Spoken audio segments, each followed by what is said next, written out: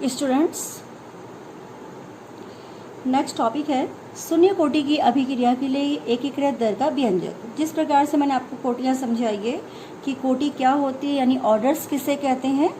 आपको मालूम है कि जो अभिक्रिया की सांद्रता को प्रभावित करता है वो उसकी कोटि कहलाता है। या दूसरे शब्दों में ये समझो कि अभिकारक अणुओं की सांद्रता के गुणनफल की जो घात होती है वो उसकी क्या कहलाती है, कोटि कहलाती है।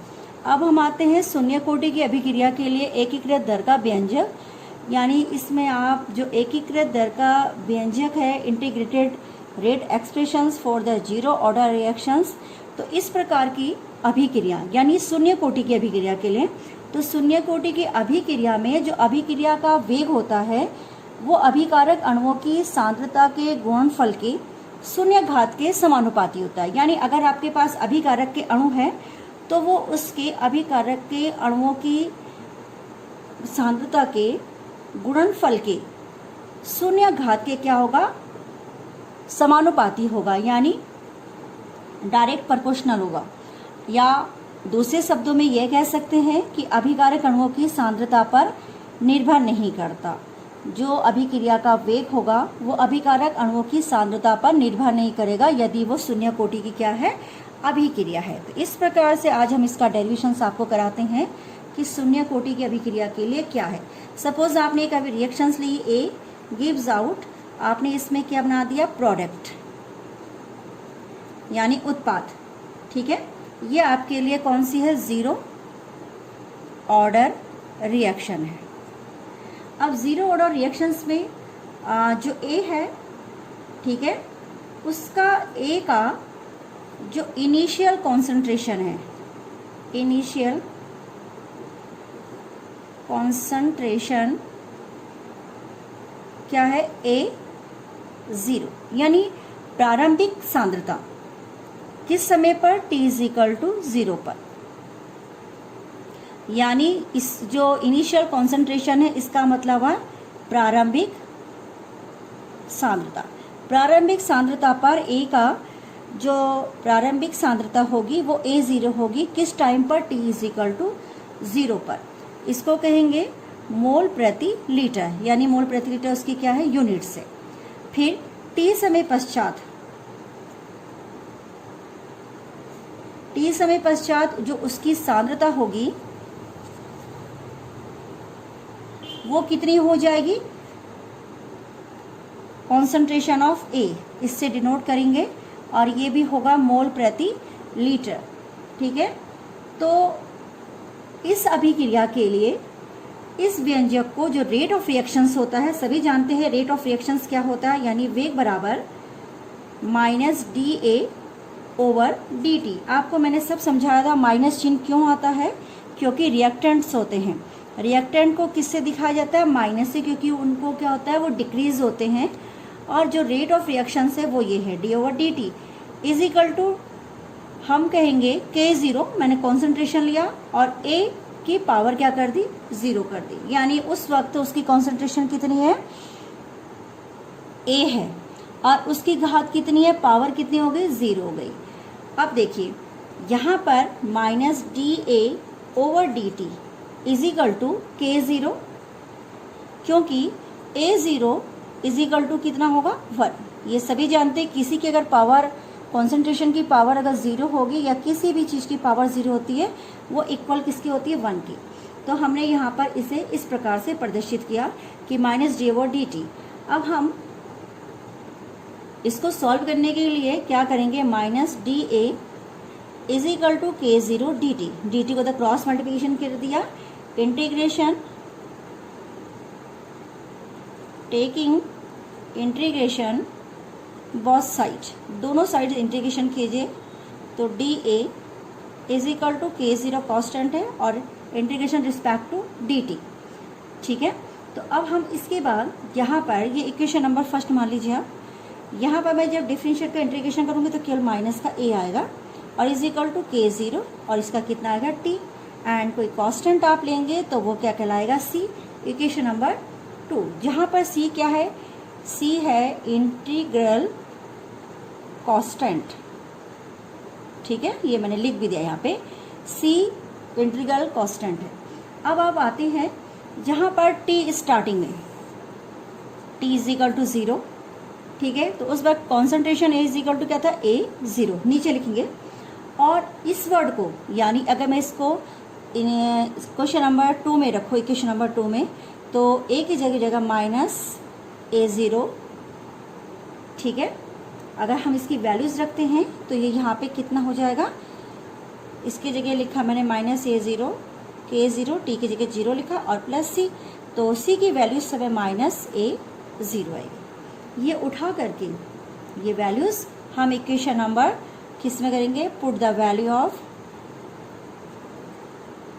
c in equation number 2। तो माइनस का a is equal to k0t और c की जगह माइनस a0। जब ये इधर आएगा तो ये पॉजिटिव हो जाएगा और ये ऑलरेडी जैसा था negative, is equal to k0t and t is equal to या k0 इज इक्वल टू, इसमें से किसी भी एक की वैल्यूज निकाली जा सकती हैं। तो ये हो जाएगा a0 minus a concentration upon k, अगर मैं t की निकाल रही तो, ठीक है। या k बराबर a0 माइनस a अपॉन कितना हो जाएगा, t। अब a0 और माइनस a क्या है, a0 t समय पर जो उसकी कॉन्सेंट्रेशन थी, तो प्रारंभिक या इनिशियल कॉन्सेंट्रेशन क्या कहलाती, a स्मॉल a, और आफ्टर t समय पश्चात, यानी t समय पश्चात उसकी कॉन्सेंट्रेशन कहलाती a minus x upon t। तो यहाँ पर जो इसकी वैल्यूज है, देखो इससे माइनस से माइनस कटा तो ये x बराबर आपके पास ये आ जाएगा। तो यहाँ पर इसको हम लिख लेते हैं, ये इज इक्वल टू k बराबर x अपॉन टी, ये इसका डेरिवेशन है, ठीक है। यानी कहने का अर्थ है कि किसी भी शून्य कोटि की जो अभिक्रिया के लिए एकीकृत दर का व्यंजक होता है वो k बराबर x अपॉन कितना हो गया, t हो गया। क्लियर है, नोट डाउन कर लीजिए और स्क्रीनशॉट ले लीजिए इसका।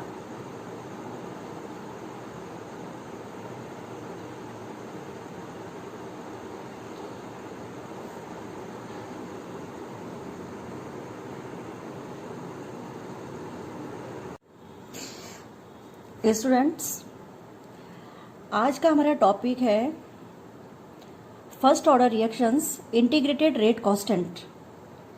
यानी फर्स्ट ऑर्डर रिएक्शन हम किसके लिए निकालेंगे, इंटीग्रेटेड रेट कांस्टेंट के लिए, यानी प्रथम कोटि की अभिक्रिया के लिए समाकलित वेग समीकरण, जहां पर एग्जाम में मोस्टली प्रूफ करने के लिए आता है r बराबर r0 e की पावर माइनस kt। ये आपने इसमें प्रूफ करना है कि ये कैसे करके प्रूफ किया जाएगा। तो सभी जानते हैं प्रथम कोटि की अभिक्रिया क्या होती है, यानी फर्स्ट ऑर्डर रिएक्शंस क्या होती है। वह अभिक्रिया जिसमें कि अभिकारक का एक अणु क्या करता है, सांद्रण अभिकारक का जो एक अणु होता है वो किसी रासायनिक अभिक्रिया की प्रगति में या प्रगति को क्या करता है, परिवर्तित करता है।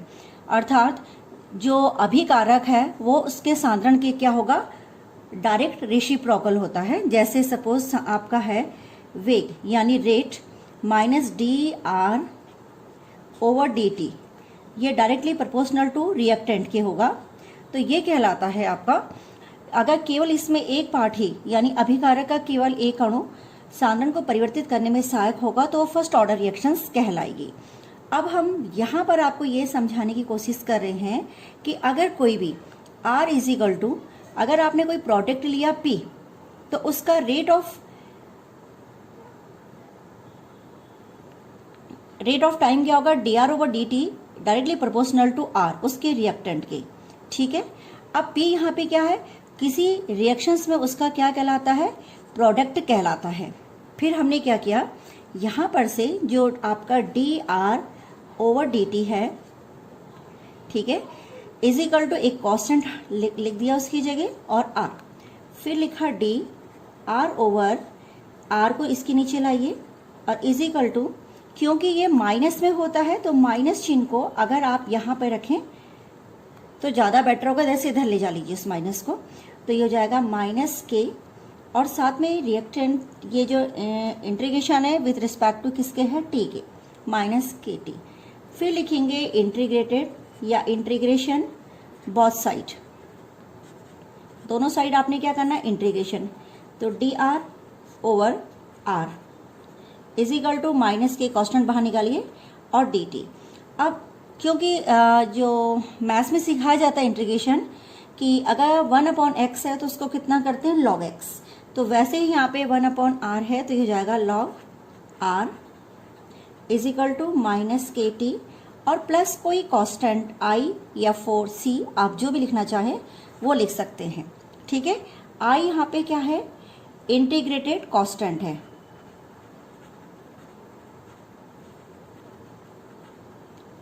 ठीक है, इक्वेशन नंबर फर्स्ट मैंने इसको लिखा है।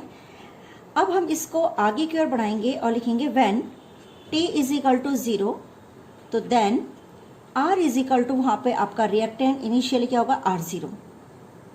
ये इसका इनिशियल कॉन्सेंट्रेशन है। कौन सा कॉन्सेंट्रेशन है, initial concentration.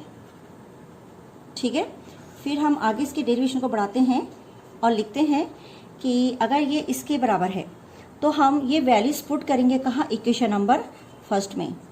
Put the value in equation number first तो जाएगा log r के जगह आपने क्या करना है, R0 is equal to minus k और t is equal to 0 plus i। तो i इज इक्वल टू हो गया log R0। ठीक है, and put the value of equation number first. फिर आप इसे कहाँ रखेंगे, इक्वेशन नंबर फर्स्ट में इसको क्या करेंगे, पुट कर देंगे i की वैल्यू को। तो ये हो गया log r is equal to minus k t और प्लस इंटीग्रेशन यानी log r0। अब log r0 मैं उधर लेके जाऊंगी तो ये माइनस का होगा और ये प्लस का होगा। ठीक है, तो हम माइनस करने के लिए इसको मैं माइनस चिन्ह हटाने के लिए log r0 minus log r is equal to k t and r is a initial concentration of rate of reaction. तो ये हो जाएगा आपका, इसको फिलहाल आप पहले ऐसे लिखिए R0 upon r log m minus n is equal to k t. फिर लिखा log R0a और r मतलब t समय पश्चात यानी after t times its concentration is a minus x is equal to k t. तो यहाँ पर आपके पास हो गया log a upon a minus x is equal to k t. अगर R0 को आप इनिशियल कॉन्सेंट्रेशन कितना कहते हैं, a कहते हैं। अगर आप नहीं लिखना चाहते तो इसी को ऐसे रिप्रेजेंट भी किया जाएगा कि k बराबर 1 upon T log R0 upon r, ऐसे भी इसको रिप्रेजेंट। ये बीच का जो लाइन है ये मैंने इसलिए समझा क्योंकि फर्स्ट ऑर्डर रिएक्शंस में कई बार इस टाइप से भी पूछ लेते हैं कि इसकी वैल्यूज कितनी होती हैं। ठीक है, तो ये यहाँ पे आपका इतना हमने रिप्रेजेंट कर दिया। ठीक है, अब इसी चीज को जो यहाँ पे आपका r रखा है R0 अपॉन r, ठीक है, कॉन्सेंट्रेशन ऑफ r, इसको आगे की ओर बढ़ाते हैं। अगर हम समय को यानी टाइम को t1 लेते हैं तो उस वक्त उसका कॉन्सेंट्रेशन कितना हो जाएगा, R1। और यदि टाइम को t2 लेते हैं तो इट्स कॉन्सेंट्रेशन इज R2।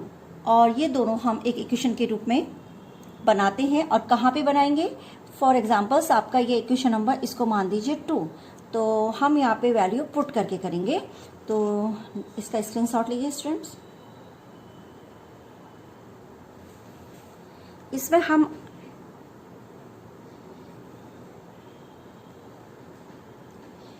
देखिए इसमें आगे की ओर बढ़ रहे हैं और आगे की साइड में इसको बता रही हूँ कैसे लिखेंगे। चलिए आगे देखिए, हमने लिखा when time t1 then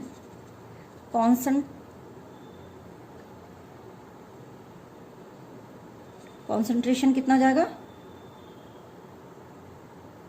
concentration कितना हो जाएगा, R1। कॉन्सेंट्रेशन कितना है, R1। एंड व्हेन टाइम कितना है, t2, देन कॉन्सेंट्रेशन कितना हो जाएगा, R2। और ये दोनों वैल्यूज आप यहाँ पुट करेंगे जो इक्वेशन है। तो लिखेंगे log r के जगह R1 is equal to minus के t1 और प्लस log R0। ठीक है। यहाँ पर पहले इक्वेशंस को मैं एक बार दोबारा दिखाना चाह रही हूँ। इसको इक्वेशन नंबर 3 बोल दीजिए ताकि आप वैल्यू में इधर उधर ना हो सके। और ये आ जाएगा आपका इक्वेशन नंबर कौन सी आ जाएगी, 4th। और इसी प्रकार से log R2 बराबर -K2 T2 और log R0 equation number 5th। ठीक है। अब हम इन दोनों को सब्ट्रैक्ट करेंगे, लिखेंगे सब्ट्रैक्शन 4 एंड 5th जाएगा log R1 log R2 is equal to minus ये प्लस हो जाएगा तो K कॉमन ले लीजिए और T2 माइनस T1। अब यहाँ पर log R1 इसी इक्वेशंस को मैं लगा रही हूँ, तो log R1 upon R2 is equal to कितना हो जाएगा, K कॉमन लिया, T2 minus T1 already common है पहले से ही। अब यहाँ पर से मैं K की वैल्यू निकालूंगी तो 1 अपॉन T2 माइनस T1 और ये हो जाएगा log R1 अपॉन R2। ठीक है। ये इक्वेशन नंबर आप क्या बना दीजिए, 6 बना दीजिए। अब हम दोबारा से इक्वेशन नंबर किसमें आते हैं, 2 में, फ्रॉम 2, कौन से 2 से। तो यहाँ पे आपके पास आया था log R upon R0 is equal to minus KT। इस log को उधर लेके जाइए तो सभी जानते हैं स्टूडेंट्स कि log उधर जाके e की पावर माइनस KT में कन्वर्ट हो जाता है और ये यहाँ पे हो जाएगा R is equal to R0 e की पावर माइनस KT। ठीक है। ये डेरिवेशंस वो है जो हमने प्रूफ करना था। इसी को मैं आगे की ओर बढ़ाते हुए, देखो स्टूडेंट्स, हम आगे की ओर चलते हैं। तो जो हमारा इक्वेशन नंबर 3 थी, K बराबर 1 अपॉन T करके थी, फ्रॉम थर्ड को हम ऐसे रिप्रेजेंट करेंगे, K बराबर 2.303 T log R0 upon R। ठीक है। और ये इक्वेशन नंबर कितनी हो जाएगी, 6 मैंने लिख दी थी, 7th आप ये मान लीजिए और ये मान लीजिए 8th। तो यहाँ पर K इज इक्वल टू ये आया आपका, तो हम इसको लिखेंगे K बराबर 2.303 अपॉन T और log A upon A minus x. यानी अगर इनिशियल कॉन्सेंट्रेशन A हो तो T time after T times वो कॉन्सेंट्रेशन A माइनस एक्स में क्या आता है, बन जाता है। और इसका जो यूनिट्स होता है K का यूनिट है, K की यूनिट्स आप लिखेंगे सेकेंड इनवर्स या सॉरी मिनट इनवर्स, दोनों में से चाहे ये लिख लो चाहे ये लिख लो। ये इसका इनवर्स मिनट इनवर्स या सेकेंड इनवर्स का यूनिट है, K की यूनिट्स। तो यहाँ पर आपको ये पता चला कि किस प्रकार से फर्स्ट ऑर्डर रिएक्शंस में जो इंटीग्रेटेड रेट इक्वेशंस होती है वो किस प्रकार निकाली जाती है। मोस्टली एग्जाम में ये प्रूफ करने के लिए आता है, कई बार इसको भी दे देते हैं, इस फॉर्म को भी। तो ये मैंने आपको समझा दिया कि आपने कहाँ से इसको प्रूफ करना है। तो जहाँ पर हम एक बार दोबारा से रिवीजन में लेते हैं, तो फर्स्ट ऑर्डर रिएक्शंस, पहले आपने rate of reactions is direct proportional to r reactants के, वहाँ पे आपने कांस्टेंट रखा और R को R के साथ लिया, K को T के साथ ले लिया। हमने इंटीग्रेशन किया और इस प्रकार से एक इक्वेशन निकाली कि अगर इनिशियल कॉन्सेंट्रेशन यदि R0 हो, उस वक्त टाइम क्या होगा, T0 होगा और K की वैल्यू मैंने यहाँ से निकाली। तो फ्रॉम थर्ड से ही हमारे यहाँ पे वेग इक्वेशंस या रेट ऑफ इक्वेशन निकल जाती है और उसी डेरिवेशन को अगर हम आगे कर बढ़ाते हैं तो हम यहाँ तक पहुँच जाते हैं और हम इस वाले डेरिवेशन को यहाँ पे लेते हैं। अब इसी प्रकार से इस क्वेश्चन में आप देख रहे हैं एग्जाम में ये पूछा जाता है, तो ये आप ज़रूर अच्छी तरीके से पढ़िएगा। ओके स्टूडेंट्स, नेक्स्ट टॉपिक है शून्य कोटि की अभिक्रिया का अर्ध आयुकाल। यानी शून्य कोटि की अर्ध अभिक्रिया जो होती है उसका अर्ध आयुकाल क्या होता है। अर्ध आयुकाल मतलब होता है हाफ लाइफ पीरियड। यानी किसी अभिक्रिया को अभिक्रिया में जो अभिकारक का आधा भाग यानी आधे भाग को परिवर्तित करने के लिए यानी उत्पाद में बदलने के लिए जितना समय लगता है वो उसका क्या कहलाता है, अर्ध आयुकाल कहलाता है। तो हम इसमें एक डेरिवेशन शो करते हैं कि किस प्रकार से ये बनाया जाता है। तो देखिए स्टूडेंट, सबसे पहले आप है देखो किसी भी अभिक्रिया में, मैं इसके बारे में लिख रही हूँ, अभिक्रिया में अभिकारक का, किसका, अभिकारक का आधा भाग यानी आधा पार्ट 50%, आधा भाग उत्पाद में बदलने के लिए, यानी रिएक्टेंट्स को किस में बदलना, प्रोडक्ट में, उत्पाद में बदलने के लिए जितना समय लगता है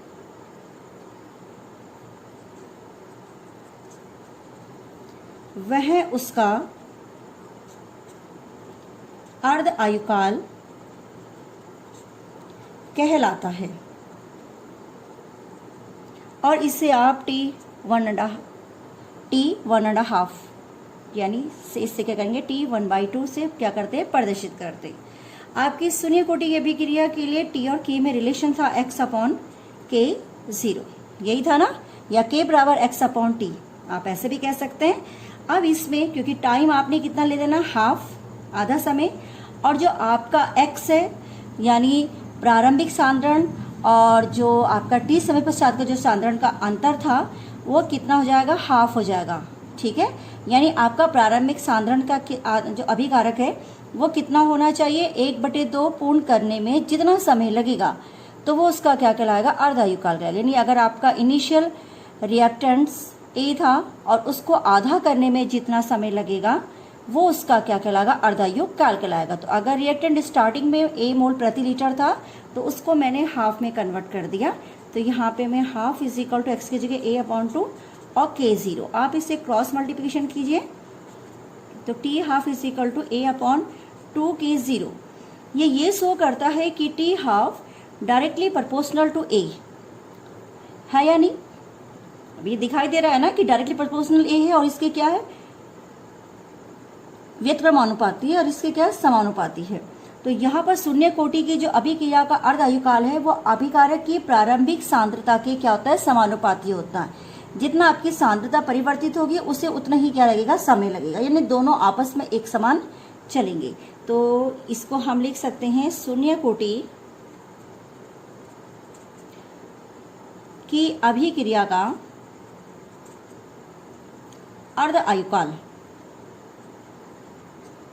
ठीक है। अर्ध आयुकाल अभिकारक की सांद्रता पर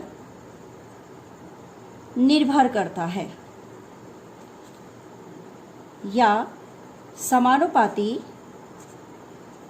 होता है, ठीक है, वो उसके समानुपाती भी होता है, ठीक है, मगर किसके, प्रारंभिक सांद्रता, ये आप ब्रैकेट में जरूर लिखिएगा कि प्रारंभिक सांद्रता के समानुपाती होता है।